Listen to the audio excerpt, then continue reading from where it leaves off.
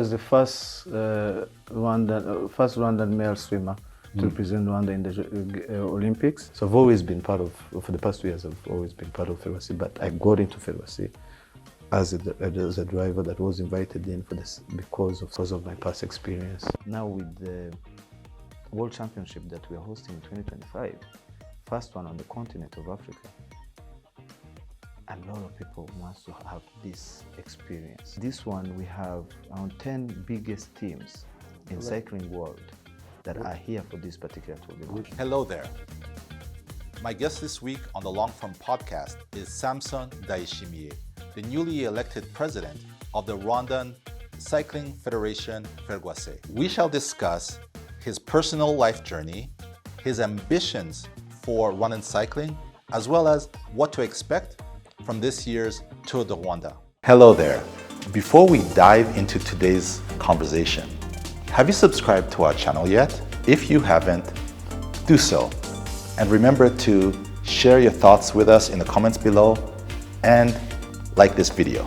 Your support means a lot. Now let's get into it. Mr. Samson, welcome to the Long Form. Thank you very much. Thank you for having us. Yes. First of all, relax. I know that Tour du Rwanda is soon upon us, and I know you're trying to sign deals and make sure that people are situated well, their hotel rooms.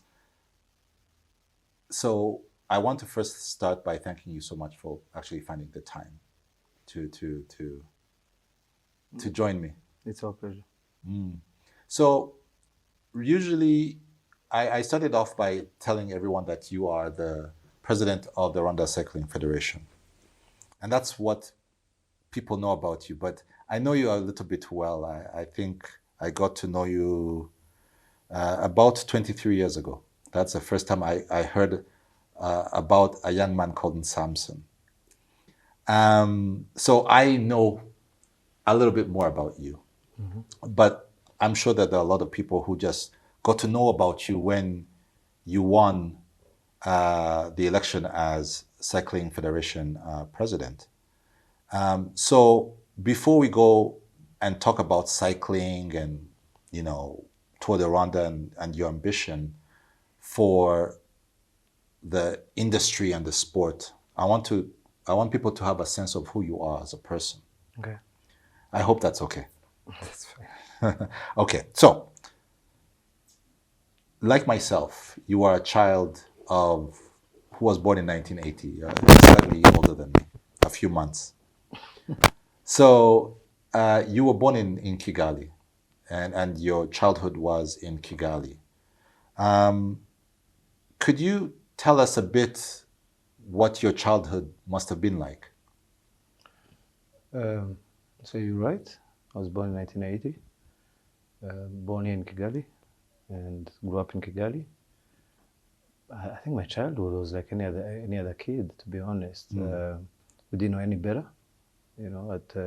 Probably most likely with what our parents were having to go through, you know, when we were kids. But you know, anything else as a kid, I think it would be similar like anybody else all over the world. You know, playing around, playing with the neighbors, making friends through schools, through families, and enjoying sport. You know, maybe the changes came in 1990. You know, this is where some of us, our parents, were being arrested for one reason or another. But time moved on, and here we are. And we are thankful of where we are. Yes. Were you in Rwanda during the 1994 genocide against the Tutsi? Yes. I am a survivor of genocide. Okay. Yeah. I don't want to really go into the details of that time, but it must be somewhat interesting mentally for you to kind of remember your childhood up to that point, and then 30 years after this genocide, you're sitting in Kigali, you are president of you're a businessman, you're the president of the Cycling Federation, you're planning one of the biggest continental sporting events. Aren't you, when you think about this, aren't you very surprised by the way life happens? Surprised? So I was born just around the corner here in Kiyovu, at Peage. So most importantly, I think I'm thankful and I appreciate life every day. A lot has changed. A lot has changed. You also live in Kigali. You say that we met around 23 years ago, which I think you're definitely right. You're spot on.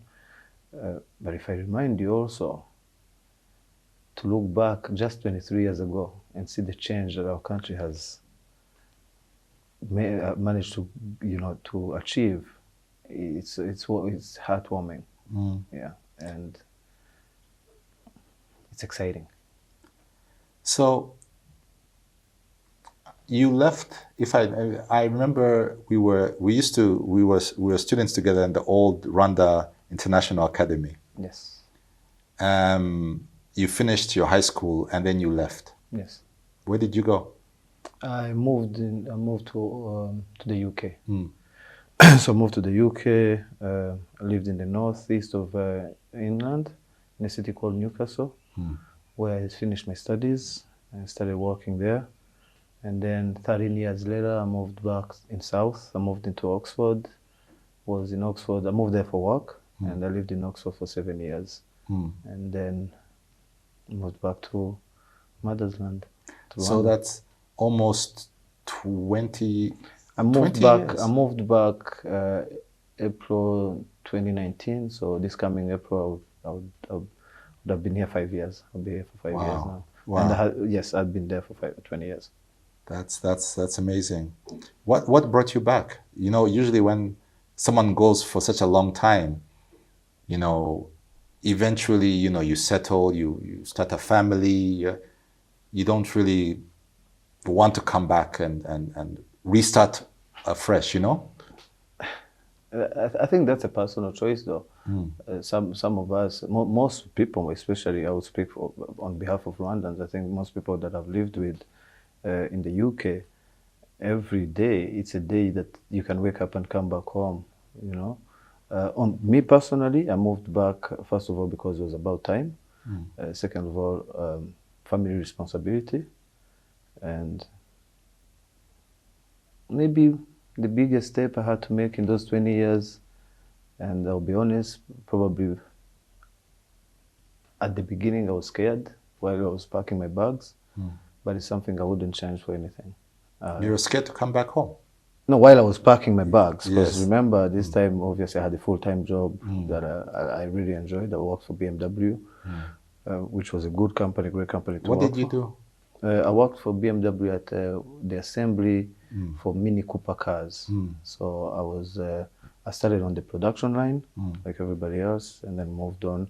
By the time I moved back to Rwanda, I was part of the team that deals with stable tacting, so eliminating waste in the factory. Exciting job. We're producing one car every 67 seconds. That's crazy. So yeah. So I think it's not that I was scared. It was just the change. And as any other human, we're all happy when everything is going. We enjoy comfort zone. Of course. So I was moving away from my comfort zone that I've been there for so many years. Yeah, I did feel something, but it's something that I cannot. I wouldn't like it any better than it's happened. Yeah. There's something a lot of people now know about you as a businessman and as head of cycling. But me, the first time I knew you was as an Olympic swimmer. Yeah, you had to. You were an Olympic swimmer. Yes. And it was something that I think, as a person who went to school with you, for me it was something proud to know that there's someone who was representing the country. And this is in 2000 at the Sydney Olympic Games, where In- you were one of the... In Australia, yes. Yes. If I'm not mistaken, weren't you the very first Rwandan swimmer to go into the... You and I think your... There was the first Rwandan male swimmer to represent Rwanda in the Olympics, the Games In of history? Olympics, in history. But on the, I had also a lady, a girl that came with me, Pamela. She's now the president of Federation of Swimming. We were the first Rwandan swimmers to represent Rwanda on the category of Olympics. And what were you, I guess, what were you swimming? First thing first, Rwanda got invited by the Olympics in different games. Swimming was one of them, you know, without having the qualification that is normally needed for the Olympics. And since I was a kid, I've always had an opportunity to swim. I've always competed. And when they went to look back in the documents, my name happened to be part of the swimmers that were there, and Pamela also. That's how we were chosen. So we were invited, right, to open the doors for Rwandan swimmers for the Olympics. So that I wanted you to make sure that you understand. And it was a good opportunity because up to now, I think ever since then, there's always a Rwandan swimmer in the Olympics. But, so wasn't that the same Olympics with what's the Thorpe and all Michael these? Thorpe, Yeah, yes. Michael Thorpe. Yeah, and I was doing 50-meter freestyle, which was one of his discipline also. What was the experience like? Mind blowing. You know, it's put it this way: you are the first person to represent the country in the Olympics game. You don't know how much information that is out there until you get there. By the time I go there, I started meeting people, and every conversation I realized, I'm like, Jesus, these people have been in the Olympic family for so long. In other words, most of these guys, they were like the third generation in one family to participate in the Olympics in different sports. So I think from then I started thinking, I'm like, God, I hope Rwanda will also manage to be on this level where we can find 3 generations of swimmers or this different part of the Olympic committee, because it's a big family to be part of. And Pamela was doing 100-meter breaststroke. Yes. So okay. So if I'm not mistaken, so Olympic-sized swimming pools are about what, 50 meters long? 50 meters, yes. If I'm not, unless I'm wrong, because I remember the kind of swimming pools we had those days. I think the longest might have been the one at Cercle Sportif. Either Cercle or the former Méridien. You're right. You're right. And I think they were what, maybe 20 meters? Just 21, 20, something like that. I remember doing an interview with one of the media coverage, TV station that was there. I remember if it was CNN or one of the TVs, and that question came up. They're like, but how are you feeling? Because we've got news that you don't have a 50-meter swimming pool in Rwanda. I'm like, yeah, true. For me to do 50 meters, I have to go and come back, and then they count one round while I'm training, and everybody just laughed. And but here we are now. We do have a 50-meter swimming pool. I think the one in Nyamata, and there's one that is being finished. They just used it for African Championship for the youth. It's going to be a new hotel. It's just in the hangar. So they're coming up with time. I mean, I can only imagine how proud you must have been. You know, this is a country that's, at that time, it had been just 6 years after the end of the genocide. And so, you know, standing there, you know, you're on your marks, get set, go, you know, the Rwanda is on your chest. You know, how much pressure did you feel to perform well? The pressure was there. We happened not to be the only country that was invited, that was there for the first time. But it was an eye-opening because it was me and Pamela, for example, representing Rwanda, and then you look around, you look at China or USA, they have like hundreds of swimmers coming in, you know, so it's a bit intimidating, honestly speaking. Well, you were intimidated? Oh yeah, definitely, because these guys are coming in big groups, and then they have these tools they use in training, like rubber elastic thing that they're pulling on, and then someone dives and they're fighting with this thing that is pulling them. How can you not be scared? But as a Rwandan, we had to be proud and perform. But like any other sport, when it comes to the Olympics, the most important thing that people need to understand is representing, to be present, to be there is the most important. Because once you're there, anything is possible. Yeah. So you did swimming for a while. And then you obviously went to do your own, you went to the UK, you came back, you started your own business, doing a few things here and there. You weren't involved in cycling until about 2 years ago. Right.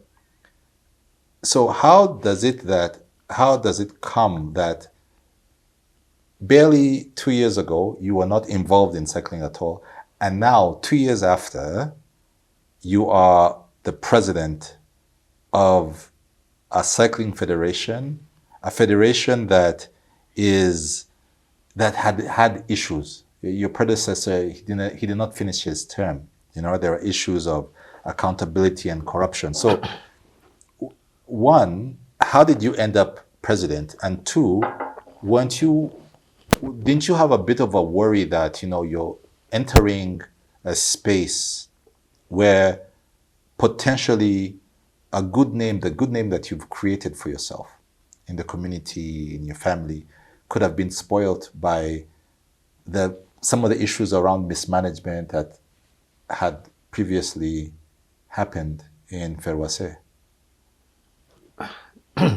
So, yes, I am now the president of Ferwacy, and I've been part of Ferwacy for the past 2 years. 2022, I was part of Ferwacy as a spare driver, which brings me back to where I can introduce myself to where it all started. 20 years after I was in the UK, I moved back here, like I told you, in 2019.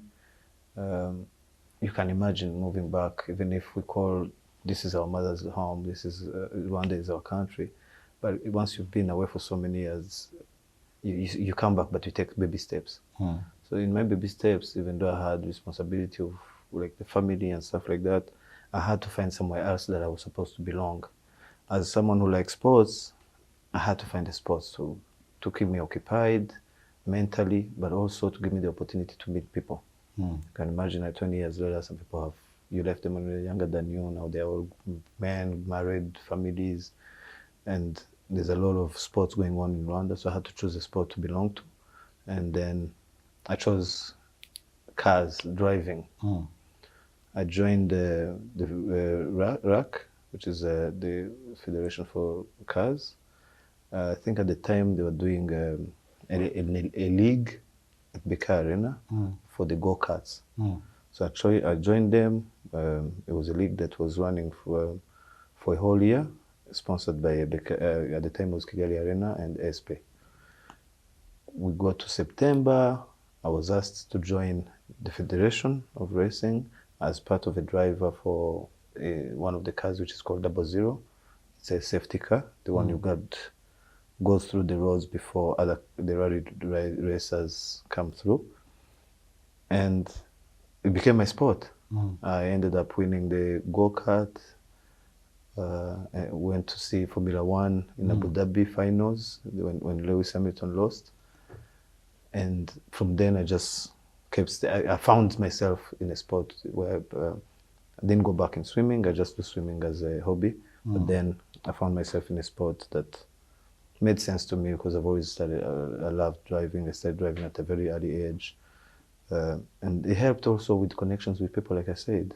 It helped me get out of the house, not being bored, meeting new people, making friends, and I gained another family through motor cars, motor racers. And then I stayed with them. Me and a few friends that I made from there, we managed to convince the first and the youngest female driver we have here in Rwanda, Queen Karimpinya. We invited her. She was happy to join. That was me and Fabrice Nyiridandi, aka Yoto. He was the technical director for Queen Karimpinya's team. I was her manager. While also I was still part of the safety drivers for rally. In the meantime, so now we're going 2022, we had Tour du Rwanda. Now, Tour du Rwanda can't run without drivers because we need a way of transporting, mechanics, director de course, everybody that is involved. They needed drivers. So I was asked to join. I joined as a spare, just in case someone had an issue. And it's intense. It's amazing. You're driving through hundreds of bikes. These guys are flying. Even the ones, some people, you may think that they are tired, but they are probably taking a break, or they're getting assistance from the mechanics, and then you pass them. You start going on a descent, your car is hitting 110, 120 speed. These riders will just pass you like a bullet, So I automatically, because of my background as a driver, I just felt enough with the cycling world.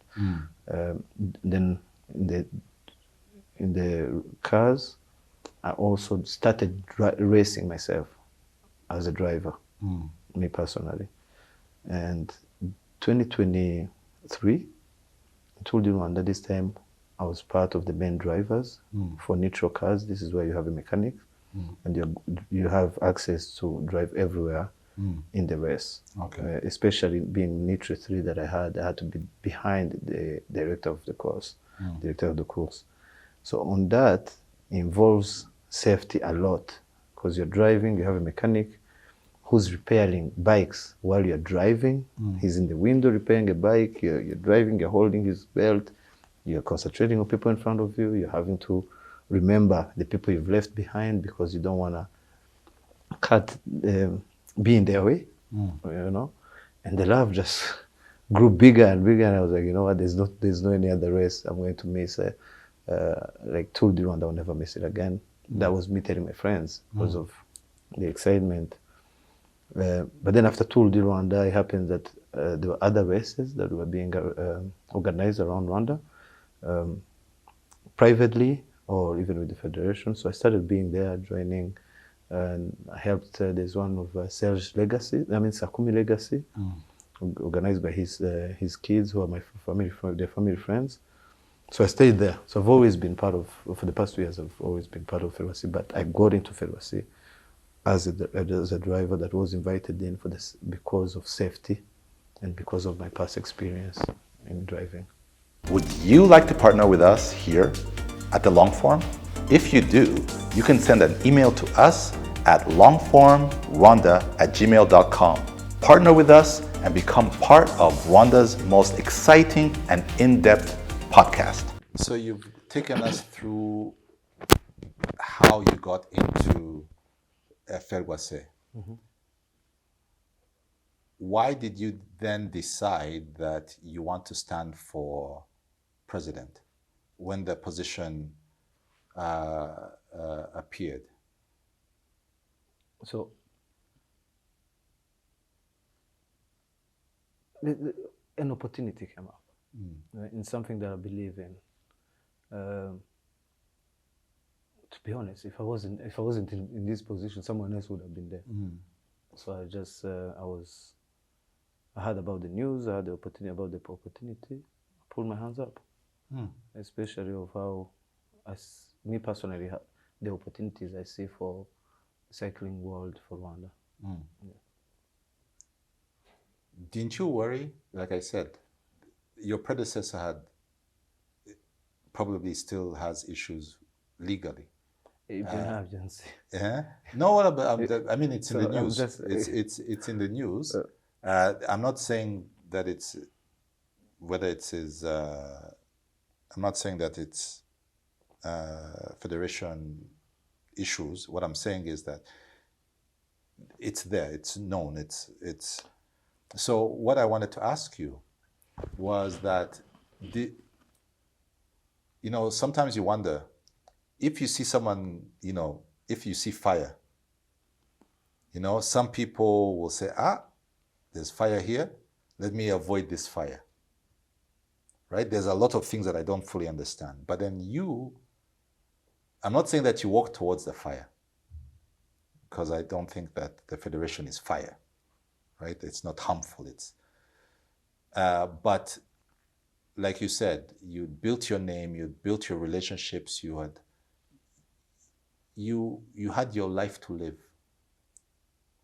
I asked you earlier, weren't you worried that being a part of something that was not very positive could actually harm the name that you had built for yourself? To be honest, I don't think. No. If you don't try, you're not gonna know. I volunteered. I put my hands up because I believe that whatever position that the federation was in, when it comes back, what it becomes back to is there's no federation without the sports personnel, the people who do the sport. So you can't have Ferwacy without having cyclists.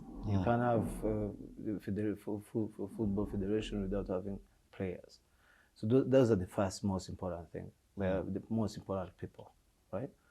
And knowing that they're there already, putting my hands up to get the opportunity to be the president of Ferwacy was not an issue for me, because everything else, it's all about change and finding a way to move forward.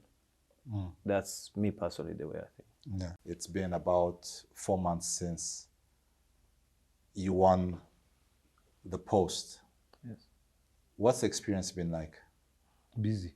Yeah, it's exciting, but very busy, because me and my team, when we joined Ferwacy, we came in on 4 months before Tour du Rwanda. So we came in at the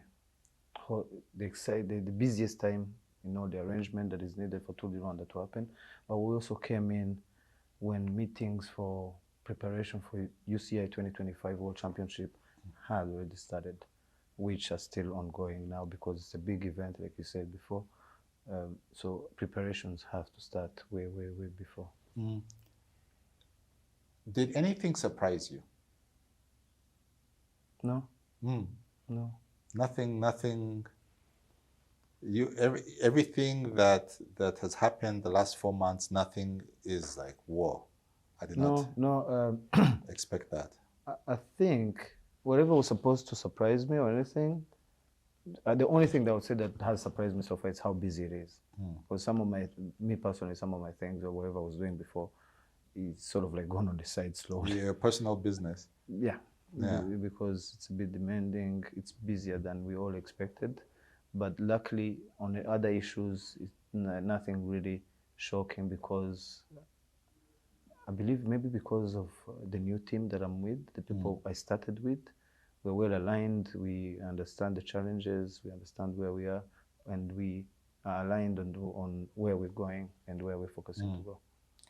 And some of the issues that had been plaguing Rwanda cycling, issues around, the Rwanda Rising Cycling Center in Musanze, issues around financial mismanagement, issues around chronic lack of sponsorship for local races. Are you starting to slowly resolve those issues? You call them issues, we call it a job. For us, this is our responsibility. So our center in Musanze is part of our product. Let me call it product. Same as Tour du Rwanda is Ferwacy's product. Youth development, youth races is part of our products. Rwanda Cup is part of our products. Epic race, which is mountain race, is part of our product. And the other races or other discipline in cycling that we're trying to introduce, those are all part of our responsibility. So as a new EXCOM in the federation, good or bad, it's under our responsibility. Something has to happen. We have to work. We have to work harder. You know, again, thanks to the team I'm with, we are all on the same level. We brainstorm every day for ideas, and honestly, I do believe that for us, we can easily say that the future is bright. You know, we're focusing on development and everything. You know, cycling is not just these guys who go on the bike and ride. You know, we're talking about everything else behind what people see. We're talking about the discipline, the training, the mechanics, the tools, there's so many things that have to be put together, and then, you know, to get the whole the successful product. You know, our commissaire, you know, that also have to do a lot of training. You know, not only by us, but also, so there's UCI, which is, let me put it. So UCI is like FIFA, okay, and then there's CAC, that's Confederation of Africa, right, in cycling. So that's like CAF in football, right? And then there's us, okay.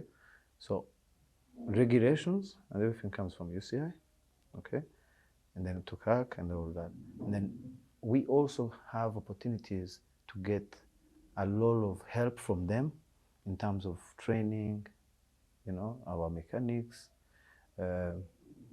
getting help with some tools we may need, okay. It's a big family, because the cycling world, those guys, they can, no matter how good someone is, they will need help from one of those things that I just talked about. Okay. So for us as EXCOM, it's our responsibility to understand what cycling world is and to represent our cyclists as a nation and develop this sport to the level of competing with a lot of other countries with experience. So France, Italy, Spain, all these countries, who I'm gladly can inform you that I'm very happy from what we found, because their relationship already with the federation is already well leveled, so on a good ground. We have a lot of projects with the French embassy here. We have a lot of projects with UCI, especially youth development. It's a big one. So it's just people not to understand that we found problems. No, opportunities. So as Masai Ujiri, the president of the Toronto Raptors, likes to remind us, sports is business. And he actually even said it, I think we were in Rwanda Day together when he said that. Were you? Yes, remember that? yes, recently. And he just made me really happy, because it's something that I also believe in. Yeah. Yeah. So I want to know, right now, if I was to say that cycling in Rwanda provides a livelihood for hundreds of people, while on the other side bringing in tens and maybe hundreds of millions of francs into the economy every year, would that statement be correct? Yes, very, very, very correct. I'll give you an example. Cycling is the only sport that goes through the whole, like Tour du Rwanda. We travel through the whole country in 8 days. We do one race of Rwanda Cup each month in different area of different places in Rwanda. We started to do youth race from last year, where we're increasing the part of the country we travel to. That means this is a sport that we bring to people without them having to worry about transport, having to worry about the fee to pay for the stadium. So we pass through their stores, their homes, so their gates on the main road. So our reach is bigger. It's big. It's big. So having said that, if you bring everybody out together, economically something has to happen. People are spending left, right, center for different type of things, right? Our partners, people who sponsor us, who sponsor our teams, who sponsor Ferwacy, the visibility that we give them, depending also with what their business is or what message they have to reach to the for the public to get, it doesn't get any better than that. Yeah. So you're telling me very exciting things. How do you want to further grow Rwandan cycling, not just in terms of participation, of with your youth programs, women's programs, but even in terms of bringing in even more money into the economy? As you said, sport is business, and I also believe personally that, as a federation of Ferwacy, we have a big opportunity. I think our challenge now is to educate people. All these big institutions, big businesses, people need to understand. Same as the people make budget yearly for marketing, right? And they have plans of media houses, TV stations. We're working hard to make sure that we find ourselves in those positions, because we're a platform for business. We're a platform to send and put out there whatever messages and whatever message someone has from their business or an institution. A simple example, RSSB. Most of their products are all for all of us. Now, having RSSB on board would be an amazing thing, in my view, because it means that their product can reach everywhere we go. So, but I was more curious about, for example, centers of excellence.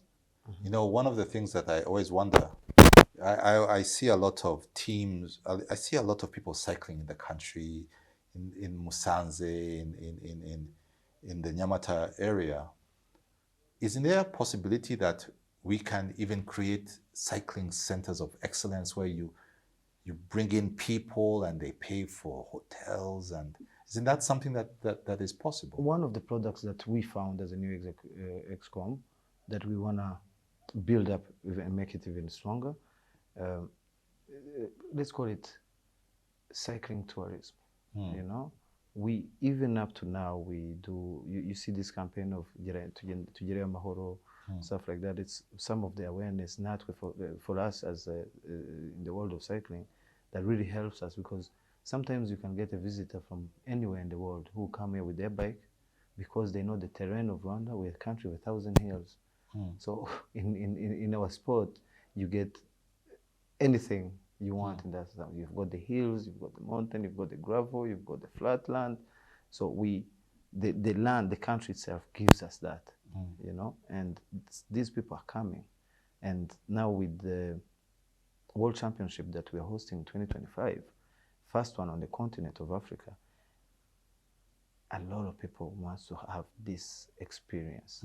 So on what we found, we want to build bigger with our government also. Part of Visit Rwanda, let it be an experience of, why not cycling? Why do you have to visit Rwanda just in a car? Get a bike, and it has started. Started. We have a lot of passionate people from different countries who live here in Rwanda, but who are passionate about cycling, who are also working with Ferwacy in helping us improve this sport, inviting people to come and stay in Rwanda.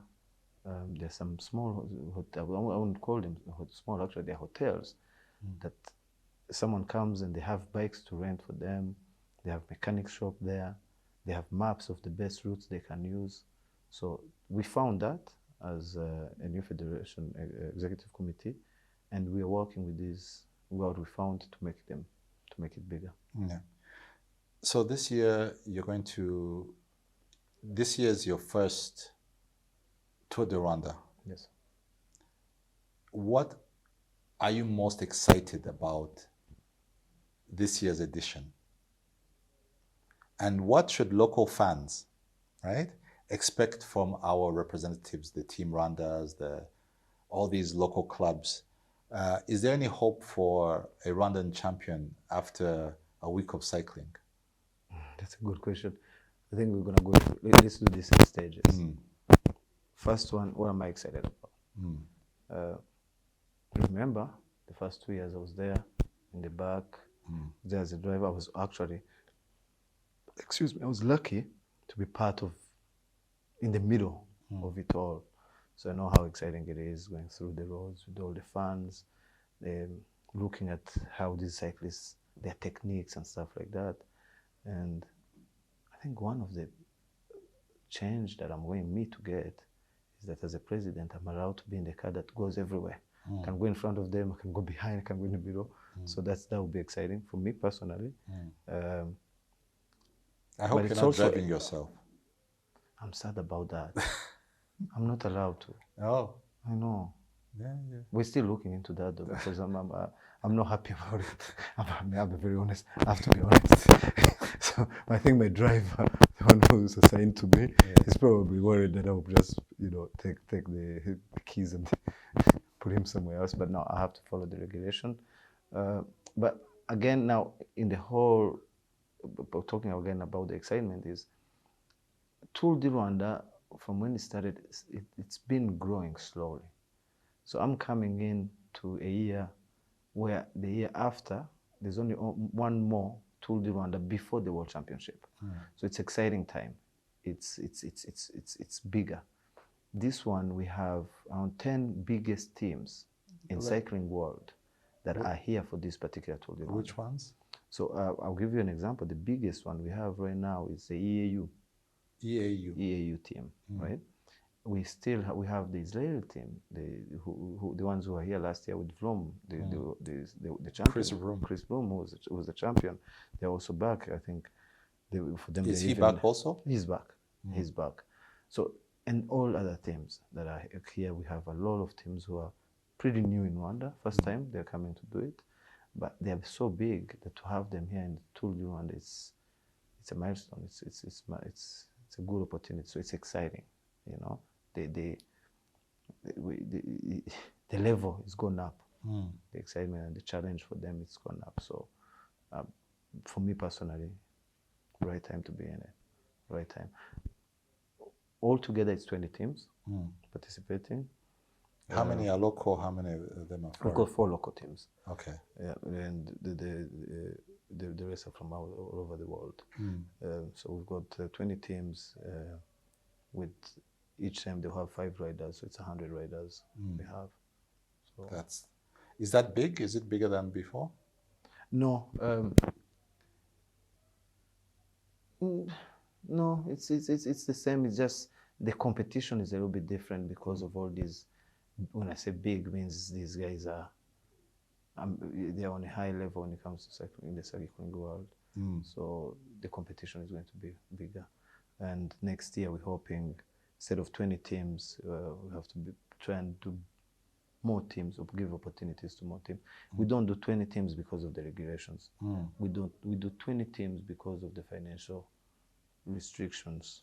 Yeah, but if we manage to raise more money, the more teams we can. And I guess that's where sponsorship is so important. Very important, because it all falls once they're here. Not only once they're here. Some of the teams, they fall under our responsibility once they've showed interest in coming to Tour du Rwanda. So from transport, bring them from wherever they are to here, and transport here, accommodation, food, and everything. So it's the 20 teams. It's because of the cap, the financial restrictions they have. So you're right. The sponsorship is very needed to make it bigger for us. And what hope do we have that at the end of the week we shall be singing? The winner will be singing our national anthem. I had an opportunity recently to visit our national team at Musanze Center. They were in the camp training, and the captain did tell us to just go home and relax, because the morale is full. So that's telling me, go and tell everybody else that we're here, we're doing what we have to do, and we know what's at stake, and we're going to give it our best shot. So, and the team is well chosen by our new coach. He's called David Levet. He's a French gentleman who's been in this sport for around 20 years and over, probably. And so far, he started in August, just before us. So far, everything that he's been doing with the national team has just been amazing. We've had ladies team winning medals in Burundi, medals anywhere. We've had, they just came back, the national team, men's national team just came back from Sharjah in Dubai, and they performed very well. So, yeah. There's hope. Yes, there is hope. Samson. Yes. Thank you so much for joining me this week. Honestly, Sanny, thank you so much for having time and good luck. Thank you so much. And I'm excited to see what this year's Tour du Rwanda brings, and I'll be praying that you don't cause a crash because you're the one driving. If there's anything that you want to discuss again, maybe UCI, maybe a new initiative. Youth development. Youth development. If we want to grow, we have to think about youth development, because youth development means the better future. Yes, because if you think about it, the first gift that most parents buy, big gift that their parents buy, it's a bicycle. I like that. That's right? True. That's true. So the exciting gift. Yes, that even my son, when he turned 2, I bought him his very first bicycle, and he was so in love with it. Now, I just want maybe this can be the last question that I ask you. Okay. How do we get it from that point where it is a child's favorite gift to then maybe 7, 10, 15, 20 years down the line, you have a nation full of champions, cycling champions? How do we get to that point? I just said before, youth development, and I'm happy to announce that this is also something I found that is already started through, thanks to our government, Minisport, and the government is general, and our partners, different embassies. I don't know if you've heard about this project called Isonga. So this project is helping sport development through schools. Last week, my mind serves me correctly, I think it was last week, we received a gift of 45 bikes. What kind? Like road bikes? To train on, road bikes, to train on for youth to train in different schools, 3 different schools, one in Huye, Rubavu, and Rwamagana. 45 is a lot of bikes, and a lot of equipment, and a lot of spare parts.